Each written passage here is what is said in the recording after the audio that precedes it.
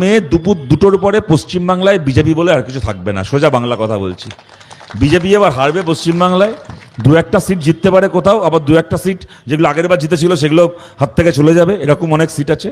Seat কিছু পাবে BJP, এই নিয়ে কোনো সন্দেহ নেই, কয়েকটা সিট পাবে।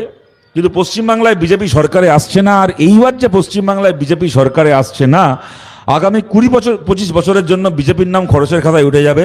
বাংলায় কেউ আর বিজেপিকে ভোট দেবে না। যারা বিজেপিকে ভোট দিচ্ছিলেন দলে দলে তারা অন্য দলকে সমর্থন করতে চলে যাবেন।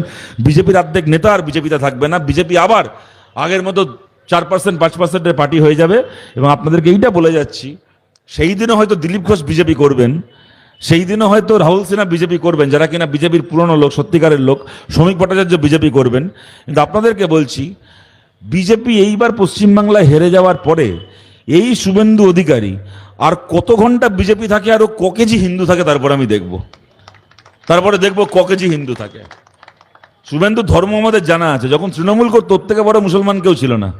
ঈদের দিন সকালবেলা ঘুম থেকে উঠে মসজিদের ইমাম মসজিদে পৌঁছানোর আগে শুভেন্দু মসজিদে পৌঁছে যেত। তারপর ওখানে ওই ছবি দেখেন এখন আপনারা ঘরে, আপনাদেরকে কি শুভেন্দু জানাবো, আমার থেকে ভালো আপনারা চেনেন। মাথায় ওই রুমাল বেঁধে মোনাজাত করে, পারে না নামাজ পড়তো, তাও নামাজ পড়ার মতো করে পোজ দিত। তারপরে শাহাবুদ্দিন বলে কি আছে মেদিনীপুরে, তার বাড়িতে গিয়ে নাকি 3 বাটি খেত। ওর 1 বাটিতে হয় না, বা 3 বাটি খেত, তারপর আবার বাড়ির জন্য প্যাক করে নিয়ে যেত।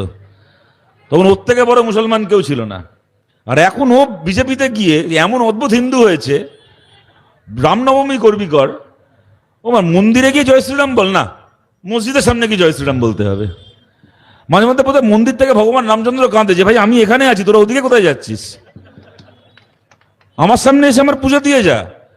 বলে না ভাই, মন্দিরে গিয়ে জয় শ্রীরাম বললে ভক্তি হয়, আর মসজিদের সামনে গিয়ে ডিজে বাজিয়ে জয় শ্রীরাম বললে ওটা পলিটিক্স হয়। আমাদের কাছে রাম কোনো ভক্তির বিষয় না, আমাদের কাছে রাম পলিটিক্সের বিষয়। মন্দিরে যাবো কেন, আমরা মসজিদের সামনে গিয়ে ডিজে বাজিয়ে জয় শ্রীরাম করবো, তাতে ইনকাম হবে, তাতে ভোট বাড়বে। এটা হচ্ছে এদের রাজনীতি। এই রাজনীতির নামে এই ছেঁচড়ামি, এটা পশ্চিমবাংলায় বন্ধ করতে হবে। আপনাদেরকে বলছি, সামনের 2রা মে দুপুরের পরে শুভেন্দু অধিকারী আর বিজেপিতে থাকবেন। এই যেখানে মঞ্চে নিরঞ্জন সিং বসে আছেন, এনাকে জেল খাটিয়েছিল তৃণমূল, মিথ্যে মামলায় জেল খাটিয়েছিল। জেলে ঢুকেছিলেন হাতে লাল পতাকা নিয়ে, জেল থেকে বেরিয়েছেন হাতে লাল পতাকা নিয়ে এখনো দাঁড়িয়ে আছেন। আর শুভেন্দুকে জেলে যেতে হয়নি, কোটি কোটি টাকা নারদা থেকে শুরু করে, তার চাকরি বিক্রি থেকে শুরু করে 1000টা স্ক্যামে কোটি কোটি টাকা কামিয়ে তাকে 2বার সিবিআই ডেকেছিল, জেলে যেতে হয়নি। এমন বাপের বেটা, 2বার খালি সিবিআই ডেকেছে বলে ভয় পেয়ে হাতের পতাকা ফেলে দিয়ে বিজেপির পতাকা তুলে নিয়ে বিজেপির পায়ে ডাইভ দিয়েছে। লোকে দলের নাম পাল্টায়, বাবার নাম পাল্টে নিয়েছে। আপনারা দেখেছেন যে পহেলগাম থেকে যখন তারা ফিরলেন, সেই পরিবারগুলো দাঁড়িয়ে বলছে আমরা মোদির বাচ্চা। যখন ইনকাম করছিল তৃণমূল হয়ে, তখন ছিল শিশিরের বাচ্চা। ইনকাম করা হয়ে গেল, জেলে যাওয়ার ভয়ে শিশিরের বাচ্চা থেকে হয়ে গেল মোদির বাচ্চা। কি বলবেন বলুন? চুরি করে জেলে যাওয়ার ভয়ে যারা বাপের নাম পাল্টে নেয়, তারা নেবে আপনার দায়িত্ব? আপনাদেরকে বলছি, এদেরকে আপনাদের দেখা হয়ে গেছে। এরা ক্রমশ পশ্চিমবাংলায় পড়ছে। এখন দেখুন, মিডিয়া এত কিছু বলে যে তৃণমূলের পাল্টা, বামপন্থীরা পারবে না, বিজেপি আছে। আপনাদেরকে ঠান্ডা মাথায় ভেবে দেখার জন্য বলছি, 2021-এর বিধানসভা ভোটের পর থেকে আজকে পর্যন্ত বিজেপি তৃণমূলকে হারাতে পেরেছে কোথাও? 21টা বাই ইলেকশন হয়েছে আমাদের রাজ্যে, মিউনিসিপ্যালিটির ভোট হয়েছে, পঞ্চায়েতের ভোট হয়েছে। 2021-এর বিধানসভা ভোটের পর থেকে একটা বাই ইলেকশনে বিজেপি হারাতে পেরেছে তৃণমূলকে? পারেনি। আমরা কিন্তু পেরেছি একবার সাগরদিঘিতে, আমরা হারিয়েছি। আমাদের বাম গণতান্ত্রিক জোট সাগরদিঘিতে তৃণমূলকে হারিয়েছে, বিজেপি পারেনি। অনেকে ভয় পান না মুসলমান এলাকায় বিশেষ করে, যে তৃণমূল খারাপ, তৃণমূল চুরি করে, তৃণমূল ডাকাতি করে, সব ঠিক আছে, কিন্তু তৃণমূলকে ভোট না যদি দিই তাহলে বিজেপি চলে আসবে। সাগরদিঘি দেখিয়েছিল, বাংলার সংখ্যালঘু মানুষ যদি তৃণমূলকে ভোট না দিয়ে আমাদেরকে ভোট দেয়, তাহলে বিজেপি জিতে যায় না, তাহলে বিজেপি 3rd হয়ে যায়। বিজেপি 3 নম্বর পজিশনে চলে গেছিল। আমরা জিতেছিলাম, তৃণমূল 2nd হয়েছিল, বিজেপি 3rd হয়েছিল। মিউনিসিপ্যালিটির ভোট 108টা পুরসভায় ভোট হয়েছিল। বিজেপি পেরেছে কোনো পুরসভা জিততে? তৃণমূলকে হারাতে পারেনি। আমরা কিন্তু পেরেছি 2021-এর পরে।